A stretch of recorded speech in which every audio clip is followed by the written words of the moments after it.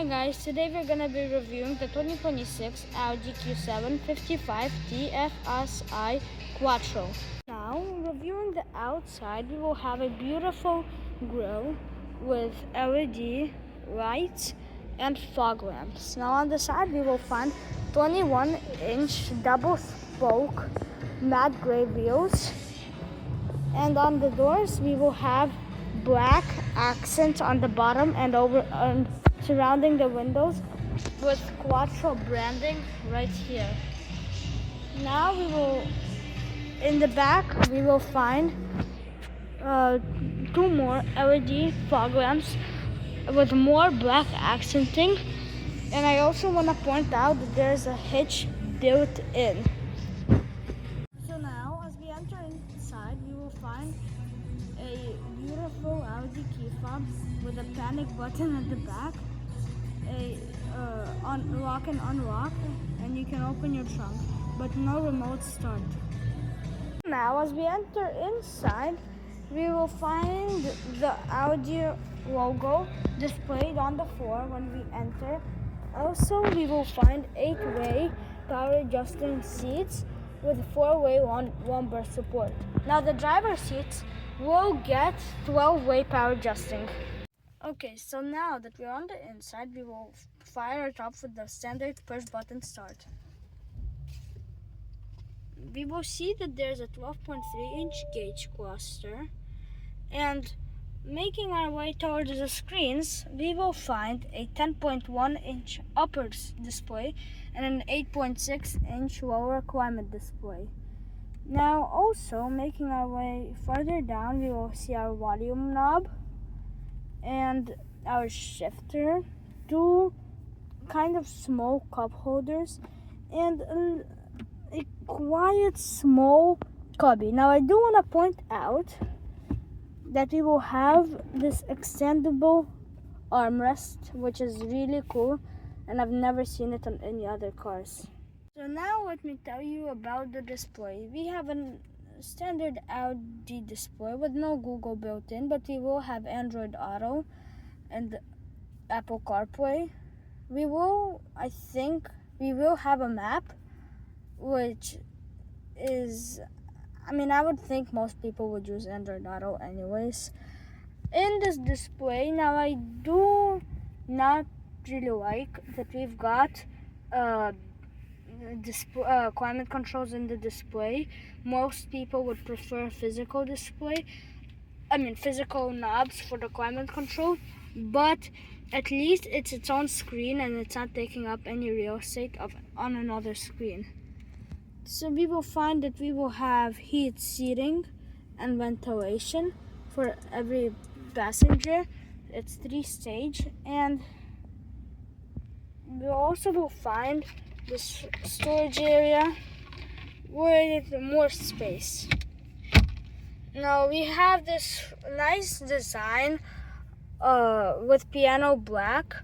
Now piano black does collect a lot of fingerprints, and that's a complaint. That's what some people complain about, and it's all through here, but it looks and feels nice. Also, we've got a bit wood trim right here, stitching everywhere, leather seats. And also we will have a panoramic sunroof.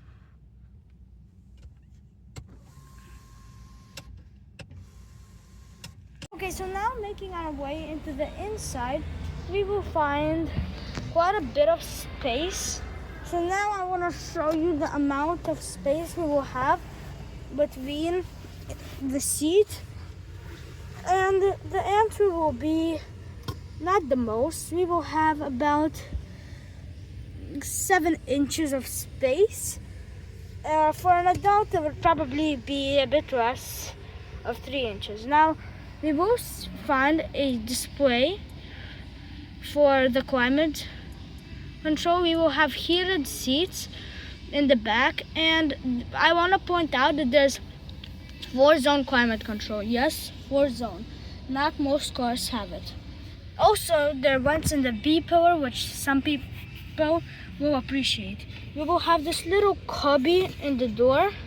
We will have window sunshades, lights, super bright whites, and a armrest which will fold down, and cup holders which can pop up.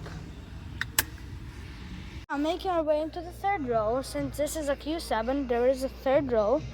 All we have to do is pull this lever. It'll fold the seat down, and then you will have to push down and pull this lever up, and give me a second. It's a bit of a hard system. Most people would probably prefer a easier button, but now that you're back here, we won't find that much space with the seats slid all the way back. Pretty much I will have no space, and if an adult goes back here, they will have even more no space. Now I do want to point out that your feet can slide under the seat, and the third row is overall pretty comfortable. We've got lights up here, speakers, and windows. But after all, it's not the most comfortable third row. This third row is rated for an emergency situation only.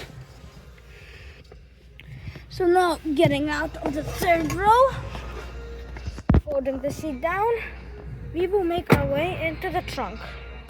Now reviewing the cargo space, I do want to point out that normally we would have the kick function ability, but since we have a hitch installed, it disables the function. Now this is because some people reported that that they scratched their leg when trying to use the kick function, and they scratched their leg against the hitch. So instead we will have to open it through the button located right here. Now behind the third row we will have 14.2 cubic feet. We will have a small cubby here with a 12-watt power outlet, lights here, and a tiny little cubby here. We will have no underfloor storage and a spare tire. Now to lower the third row, we will have to push and hold the buttons on the side. Now the part that I dislike about it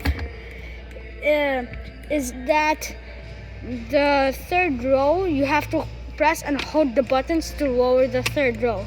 Also, you cannot lower the third row from the back, so you will have to walk around and do it manually by pulling this lever right here. It will lock the seat in place like that,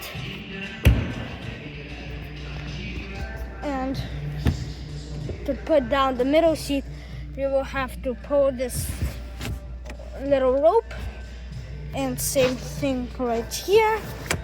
So now once the whole cargo space is flat, I now want to show you that behind the second row we will have 35.7 cubic feet, and in total we have 69.6 cubic feet. Now I do want to show the length, width, and height measurement for this car, so I will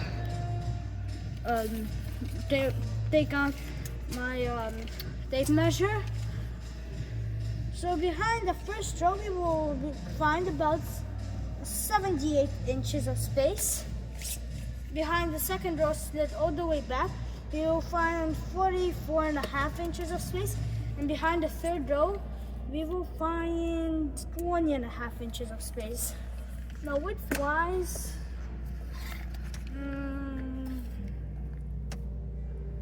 it'll be about, the opening is about 4 feet, and the height is 29 inches. Now the load and height, before I take that, I actually want to point out that we've got air suspension, which it'll lower down the car if you have groceries. Now I don't know why it's not lowering. Well, it is lowering it by just a bit. So now that it's on the lowest, I'm gonna make sure, so we will have about